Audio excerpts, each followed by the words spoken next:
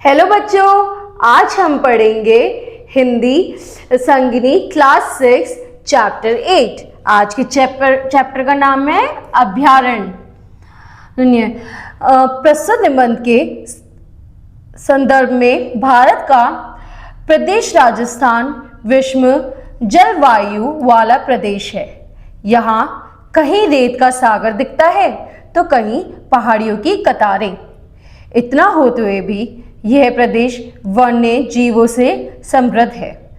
इन वन्य जीवों को संरक्षण प्रदान करने के लिए प्रदेश में 4 राष्ट्रीय पार्क, 25 वन्य जीव अभयारण्य हैं। प्रस्तुत लेख में इन्हीं की विस्तृत वर्णन प्रस्तुत करते हुए वन्य जीवों, वृक्षों व जलस्रोत के संरक्षण तथा प्रदूषण को रोकने की आवश्यकता को उजागर किया गया है।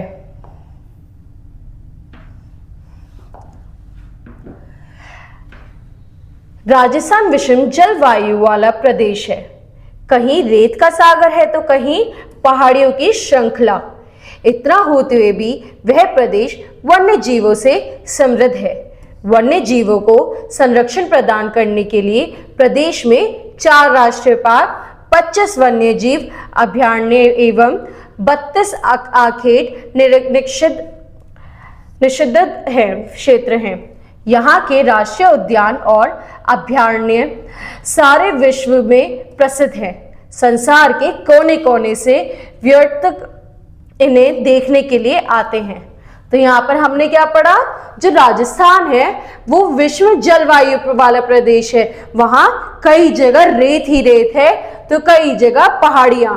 इतना होते भी वहां पे कई सारे जीव जंतु हैं और तो और उन जीवों के संरक्षण के लिए वहां पे 4 राष्ट्रीय पार्क, 25 वन्य जीव अभयारण्य एवं 32 आखेट निषिद्ध क्षेत्र हैं। ठीक है बच्चों, यहाँ के राष्ट्रीय उद्यान और अभयारण्य सारे विश्व में प्रसिद्ध हैं। संसार के कोने कोने से लोग यहाँ पर ये देखने आते हैं।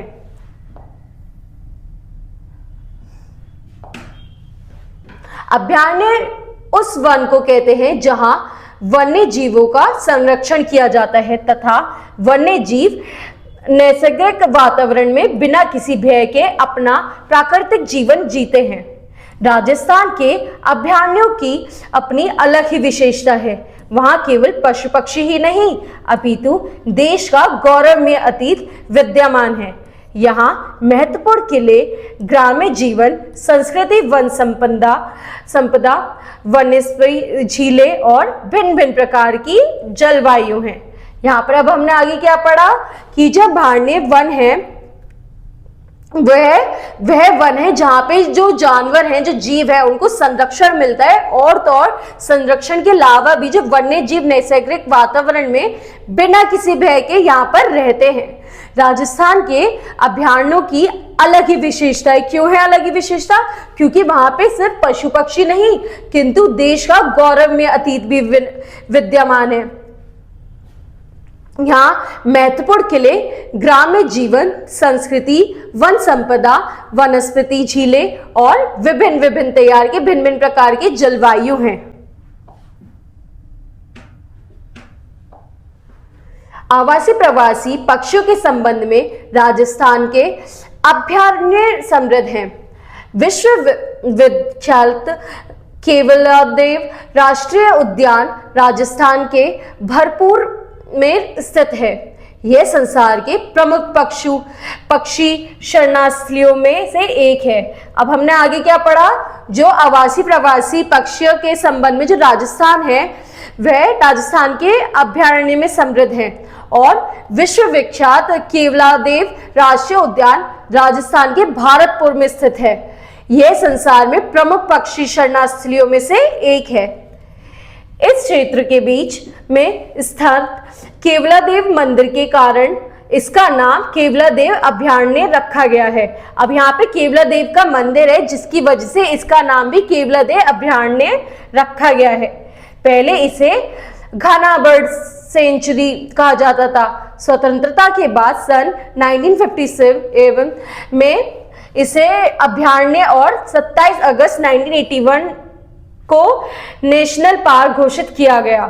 अब हमें पहले क्या पता था कि पहले तो इसे घाना बर्ड सेंचुरी कहा जाता था, लेकिन स्वतंत्रता के बाद इसे 27 अगस्त में नेशनल पार्क घोषित किया गया। इसके जैविक एवं पारिस्थितिकीय महत्व को देखते हुए इसे वर्ष 1958 में विश्व प्राकृतिक धरोहर सूची में सम्मिलित किया गया था। इसका क्षेत्रफल 28.73 वर्ग किमी है।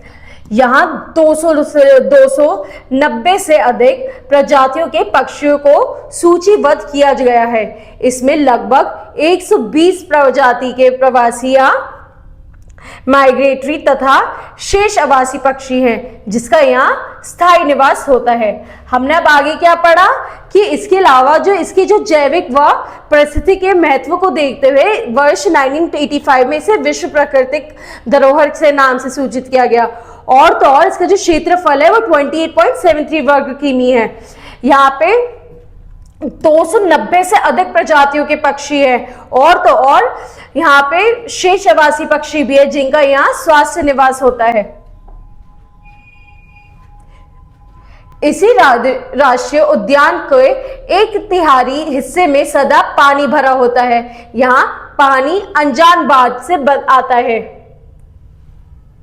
इसमें 100 से अधिक जलीय वनस्पतियों भी पाई जाती हैं। अब हमने क्या पढ़ा आगे, ये जो राष्ट्रीय उद्यान है ये 1/3 हिस्से में इसके 1/3 हिस्से में सदा पानी रहता है, जो कहां से आता है, अजान बांध से आता है। और तो और इसमें 100 से अधिक जलीय वनस्पतियां भी पाई जाती हैं। यदि यहाँ उपलब्ध पक्षियों के नाम लिखे जाए तो कई पक्षियों की सूची बन सकती है।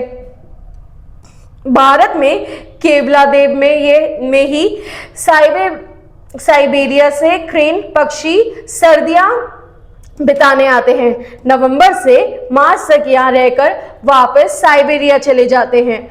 राजस्थान में पाए जाने वाले वन्य जीव भी यहाँ दर्शन देते हैं। केवलादेव मंदिर से आगे एक स्थान पाइथन पॉइंट के नाम से जाना जाता है, जहां दिन में धूप सेकने अजगरों को देखा जा सकता है।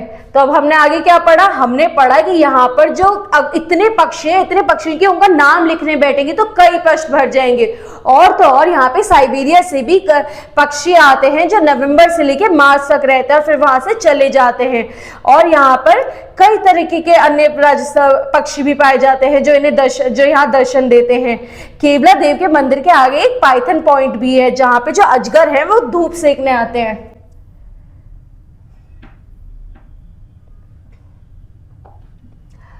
गोडावड़ राजस्थान का राज्य पक्षी है। गोडावड़ की शरणास्थली को भी राज्य सरकार ने अभयारण्य एवं राष्ट्रीय पार्क घोषित कर रखा है। वह मरुस्थलीय क्षेत्र है। गर्मियों में यहाँ तापमान 47 से 48 डिग्री के सेल्सियस तक पहुंच जाता है और सर्दियों में 2 डिग्री सेल्सियम तक गिर जाता है। तो आगे हमने क्या पढ़ा, हमने पढ़ा यहाँ जो गोडावण राजस्थान का राज्य पक्षी है और गोडावण जो है वो शरणास्थली को भी राज्य सरकार ने अभयारण्य एवं राष्ट्रीय पार्क घोषित कर रखा है। इस मारुस्थली क्षेत्र है, यह एक मारुस्थली क्षेत्र बनाया है। ठीक है, गर्मियों में यहाँ का तापमान कितना होता है, 48 डिग्री से लेकर 47 डिग्री सेल्सियस, 48 डिग्री से पहुंच जाता है और तो सर्दियों में 2 डिग्री सेल्सियस तक गिर जाता है। जैसलमेर और बाड़मेर जिलों में फैले इस क्षेत्र को सन 1980 में राष्ट्रीय उद्यान घोषित किया गया। यहाँ 700 से भी अधिक प्रजातियों की वनस्पतियां पाई जाती हैं। गोडावड़ के अलावा यहाँ ग्रेपिट्रेस, मोर, sandgrouse, common quail, Indian courser, फक्ता कबूतर, बुलबुल, लार्सक, बेबलर आदि काफी संख्या में दिखाई दिया जाता है। अब हमने यहाँ पर क्या पढ़ा, यहाँ पर हमने पढ़ा कि 1980 के राष्ट्रीय में इस क्षेत्र को जैसलमेर और बड़ौमर जिलों में फैले क्षेत्र को 1980 में राष्ट्रीय मृद्योग घोषित कर दिया था। और तो और यहाँ पे गोडावड़ के अलावा कई तरीके के पक्षी मिलते हैं, जैसे मोर, सेंट ग्राउंड, इंडियन कोर्सर, बुलबुल, कबूतर, बहुत तरीके के पक्षी पाए जाते हैं। प्रवासी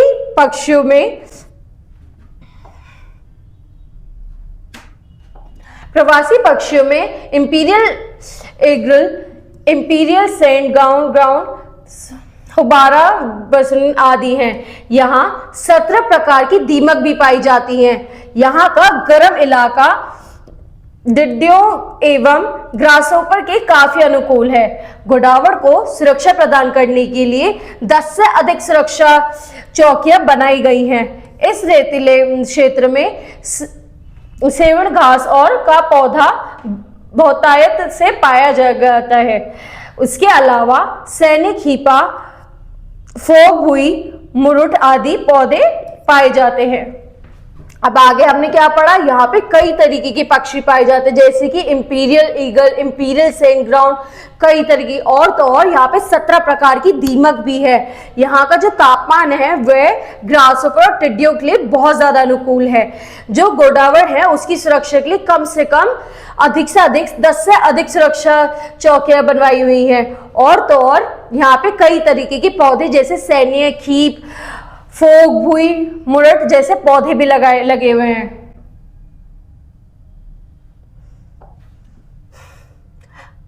भरतपुर जिला मुख्यालय से 50 किमी दूर बंद मराठा भी पक्षियों का अभयारण्य है।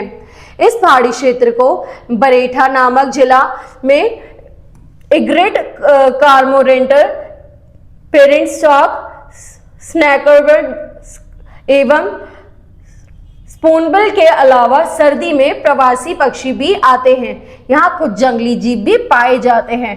आगे हमने क्या पढ़ा, यहाँ पे कुछ जंगली जीव भी पाए जाते हैं। और तो और भरतपुर जिला मुख्यालय से 50 किलोमीटर दूर बंद मराठा भी पक्षियों का अभयारण्य है।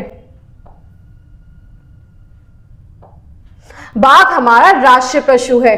बाघों की रक्षा के लिए रणनीभौर अभयारण्य बनाया गया है। बाघों को यहाँ खुले में विचरण करते देखा जा सकता है।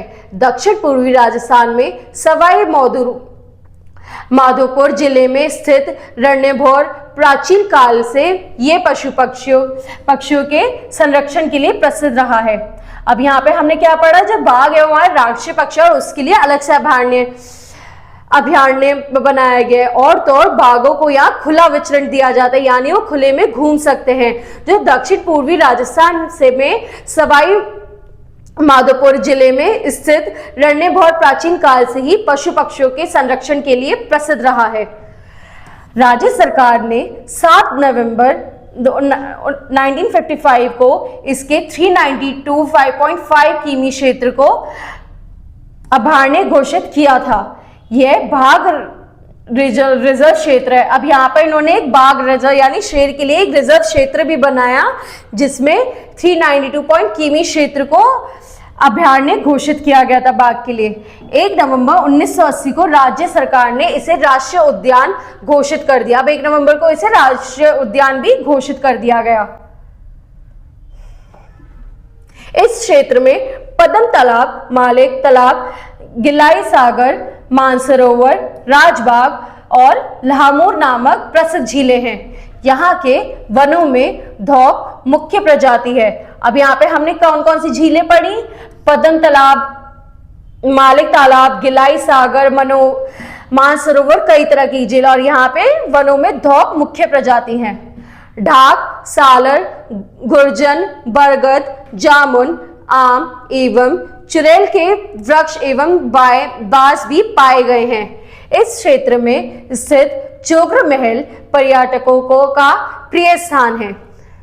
इस महल के बरामदों में बैठकर पद्म तालाब में आते जाते वन्य जीवों को देखा जा सकता है। इस क्षेत्र में 1000 साल पुरानी रणनीभौर का किला भी है। बाघ के अलावा इस राष्ट्रीय पार्क में बगेरा, रीछ, जरक, नील गाय, सांबर चीतल, जंगली सुअर, चिकारा आदि पशु एवं 270 से अधिक प्रजातियों के पशु पाए जाते हैं। इसमें grey partridge, painted stork, white necked stork, black stork, green pigeon, तोते, उल्लू बाज प्रमुख हैं। तो अब पहले हमने तालाबों के बारे में पढ़ा, फिर हमने ये देखा कि यहाँ पे कौन कौन से वृक्ष जैसे हो गए साला, गुजरन, बरगद, जामुन, कई तरीके के बांस भी पाए जाते हैं। और इस क्षेत्र में जो सिर्फ जोग्र महल है वह प्रिय स्थान है पर्यटकों का। इस महल में जो बरामदे में बैठकर हम लोग सारे जीवों को आते जाते देख सकते हैं। यहाँ पर 1000 साल पुराना रणभौर का किला भी है। और तो और बाघ के अलावा राष्ट्रीय पार्क में बेगर, रिछ, जरक, नीलगाय जैसे कई तरीके से पशु पक्षी 200 से भी अधिक प्रजातियों के पक्षी भी पाए जाते हैं, जिनमें से जो पेटिंग स्टार्क, व्हाइट नेक, ब्लैक स्टार्क, ये सब जो है बाज प्रमुख है, जिसमें से बाज जो है वो प्रमुख है।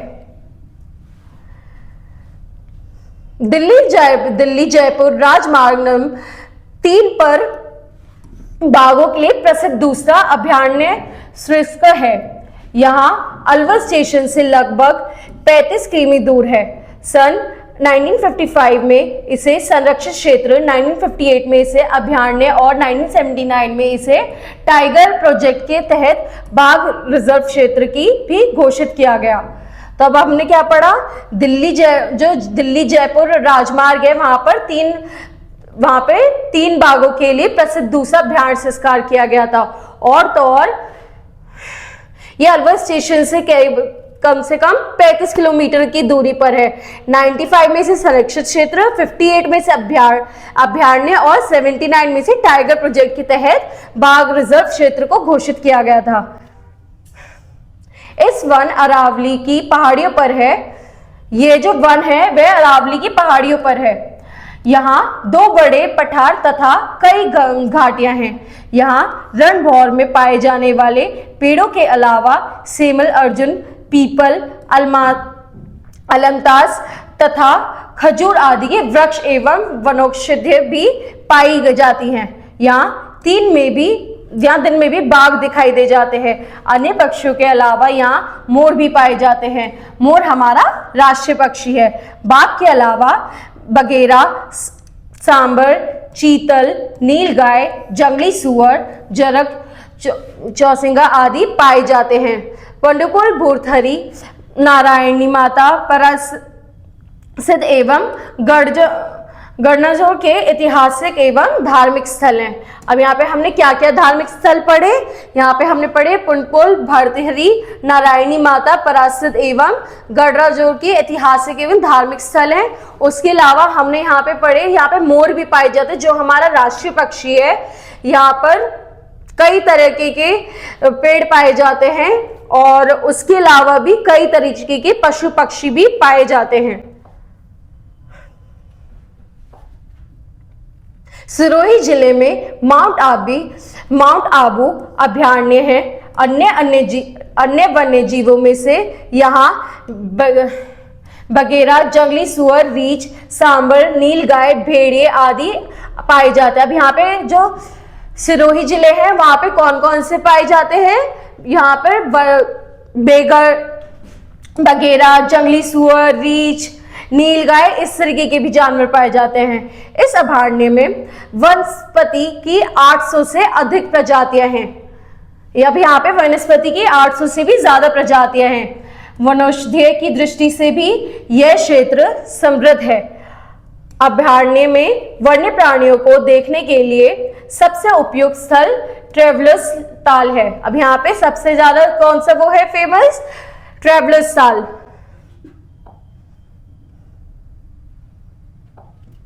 बूंदी जिले में रामगढ़ विशेषधारी अभयारण्य है। इसका कुल क्षेत्रफल 252.79 वर्ग किमी है।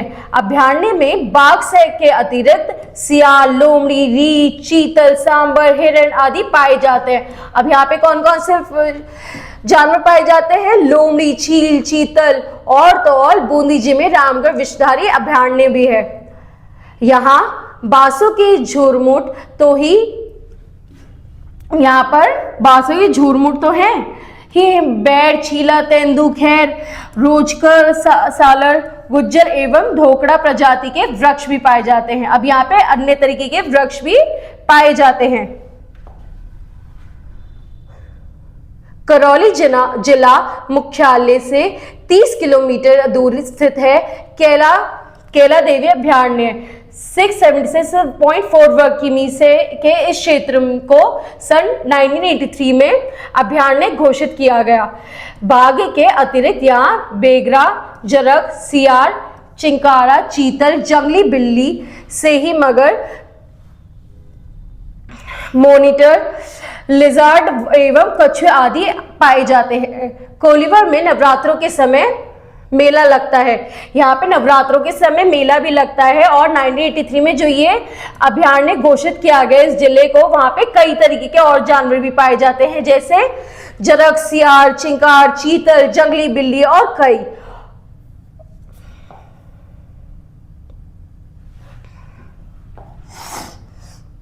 चित्तौड़गढ़ जिले में है सीता माता अभयारण्य।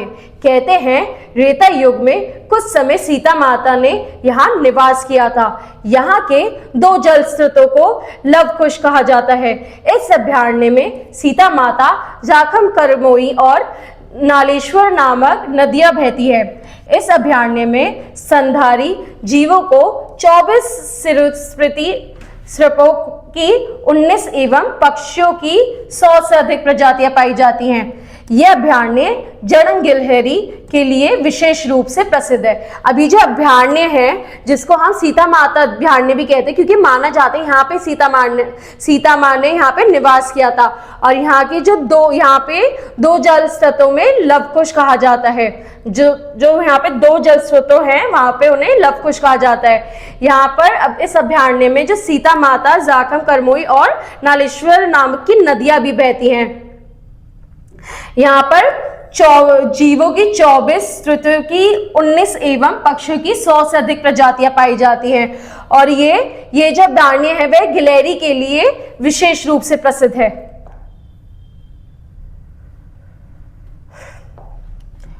सन 1955 में जायसमंद अभयारण्य की स्थापना हुई थी। यह उदयपुर से 52 किलोमीटर दूर है।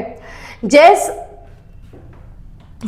झील के नाम पर बने इस अभयारण्य में विभिन्न प्रकार के कछुओं और मछलियों के अलावा मगरमच्छ एवं जलमानुष पाए जाते हैं। जंगली जानवर एवं पक्षी भी पाए जाते हैं। यहाँ हवा महल ऐतिहासिक एवं दर्शनीय स्थल है। अब यहाँ पे 1955 में जो जयसमंद अभयारण्य है की स्थापना हुई थी, जो कि उदयपुर से 52 किलोमीटर दूर था। यहाँ पर जो झील है वहां पे कई तरीके के विभिन्न प्रकार के कछुए, मछलियां, मगरमच्छ एवं जलमानुष पाए जाते हैं और जंगली जानवर भी यहाँ पे पाए जाते हैं। यहाँ का जो हवा महल है वह ऐतिहासिक एवं दर्शनीय स्थल है। पाली, अजमेर एवं उदयपुर जिले में स्थित है। रावली टाटगढ़ अभयारण्य यह पहाड़ी क्षेत्र है। वर्षा के बाद यह हरा भरा हो जाता है। कमली घाट से गोरम घाट के बीच ट्रेन से यात्रा करना बड़ा सुहावना लगता है। भीम से लगभग 15 से 16 किलोमीटर दूर वन विश्राम गृह के सामने एक बड़ा तालाब है, जहां पर सारस, स्पूनबिल, कार्मोरेंट आदि पक्षी देखे जा सकते हैं। अब हमने आगे कौन सा पढ़ा? हमने पढ़ा जो पाली, अजमेर एवं उदयपुर जिले में स्थित है रावली टाटगढ़ अभयारण्य। वहां पर वो एक पहाड़ी क्षेत्र है और वर्षा के बाद ये काफी हरा भरा हो जाता है। यहाँ पे ये जो कामली घाट से गोरख घाट के बीच ट्रेन से यात्रा की जाती है। और तो और यहाँ से 16 किलोमीटर दूर जो है विश्राम स्थल है, वहां पर भी सारस, स्पूनबिल और आदि तरीके के पक्षी पाए जाते हैं।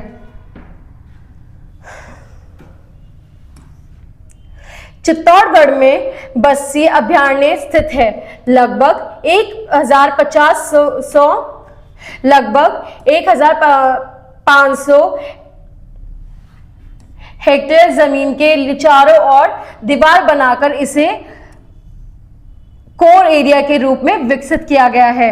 उदयपुर चिड़ियाघर से लाकर छोड़े गए चीतलों ने यहाँ प्रजनन पर कर अपने को लुप्त होने से बचाया है। अब यहाँ पे चित्तौड़गढ़ में जो बस्सी अभ्यारण्य स्थल है वहां पे 500 एकड़ की जमीन 1500 एकड़ जमीन को लेकर बनाया गया। और तो और यहाँ पे उदयपुर की चिड़ियाघर से लाकर चिड़िया को डाल के उन्होंने अपना आप को विकसित होने से यानी गायब होने से बचाया है।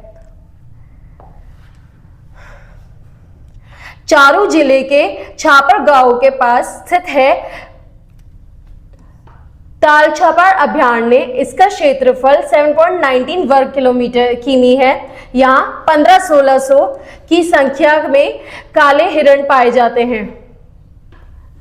जो चारू जिले में जो छापर गांव है वहां पे जो पाचड़ा तालछापर अभयारण्य है उस क्षेत्र को 7.19 क्षेत्रफल किमी में बनाया गया। यहाँ पर 1500-1600 की संख्या में काले हिरण पाए जाते हैं।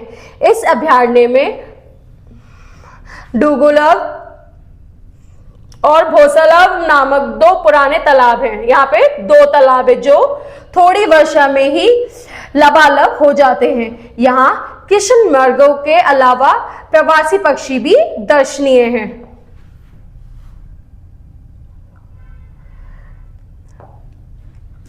राजस्थान में सन 1983 में चंबल नदी के किनारे 280 वर्ग किमी क्षेत्र को जो कोटा, सवाई माधोपुर, बूंदी, धौलपुर एवं करौली जिलों में है को घड़ियालों की सुरक्षा के लिए राष्ट्रीय घड़ियाल अभयारण्य के रूप में घोषित किया गया था। अब 1983 में चंबल नदी के किनारे जो 280 वर्ग किमी क्षेत्र है जो काटो, सवाई माधोपुर, बूंदी, धौलापुर एवं करौली जिलों में है, उसे क्या करा था, उसे घड़ियालों की सुरक्षा के लिए राष्ट्रीय घड़ियाल अभ्यास क्षेत्र के रूप में घोषित किया था। यहाँ मुख्य रूप से घड़ियाल, मगरमच्छ, बिलाव, गेंजटिम, डॉल्फिन्स एवं कछुए तथा तटों पर चीतल, नीलगाय, पटगो एवं कई प्रकार के सर्प जातियां पाई जाती हैं। यहाँ पर कई तरीके की सर्प जातियां भी पाई जाती हैं। यहाँ ऐसा अभयारण्य है जिसका आनंद नाव से भी ले सकते हैं। अब ये क्योंकि यहाँ पे 2 ताले हैं तो यहाँ का जो अनुभव है वो नाव से भी ले सकते हैं। उदयपुर जिले में स्थित नाल अभयारण्य अपने नैसर्गिक सौंदर्य, 12 में स्थित शेरगढ़ अभयारण्य अपने वन्य जीवों, जयपुर जिले में जमुआरामगढ़, उदयपुर में सज्जनगढ़ अभयारण्य, कोटा में दारा अभयारण्य, चंबल की गोद में जवाहर सागर जैविक उद्यान, नाहरगढ़ भी प्रसिद्ध अभयारण्य है।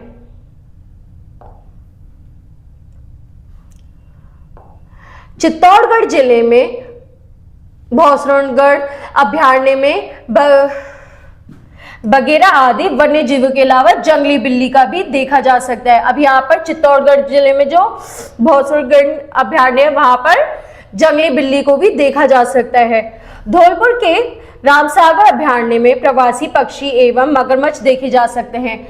सवाई माधोपुर जिला मुख्यालय से 10 किमी दूर सवाई मानसिंह अभयारण्य सन 1984 में घोषित। इस अभयारण्य में कई प्रकार के जंगली जानवर हैं। यहाँ मुख्यतः दौक वन है। यहाँ पे जो मुख्यतः है वहां पे दौक वन है, पर आश्चर्यजनक रूप से रोहिणी भी पाया जाता है। अब यहाँ पे रोहिणी जो है वो भी पाया जाता है।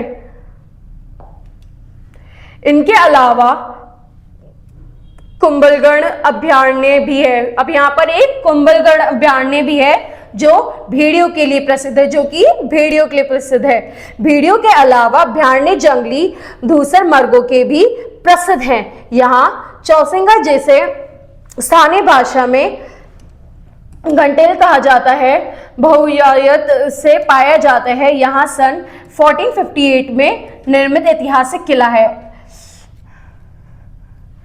रणकुमार के प्रसिद्ध जैन मंदिर भी इसी क्षेत्र में है। राजस्थान के ये अभयारण्य पक्षियों, जीवों और वनस्पतियों के अस्तित्व के लिए को बनाए रखने में महत्वपूर्ण योगदान दे रहे हैं। अब यहाँ पर हमने क्या पढ़ा, जो कुंभलगढ़ अभयारण्य है, वहां पे भेड़िए भी पाए जाते हैं, और तो और वहां पे जंगली धूसर मृगों के लिए भी प्रसिद्ध है। यहाँ जो चौसिंगा, जिसे स्थानीय भाषा में घंटेल कहा जाता है, भारत में पाया जाता है और 1458 में निर्मित ऐतिहासिक किला है। यहाँ पे रणकपुर के प्रसिद्ध जैन मंदिर भी का भी क्षेत्र है। अब ये जो राजस्थान के ये अभयारण्य पक्षियों, जीवों और वनस्पतियों के अस्तित्व को बनाए रखने के लिए महत्वपूर्ण योगदान है। ठीक है बच्चों, अब अगली क्लास में अगला चैप्टर पढ़ेंगे। Thank you.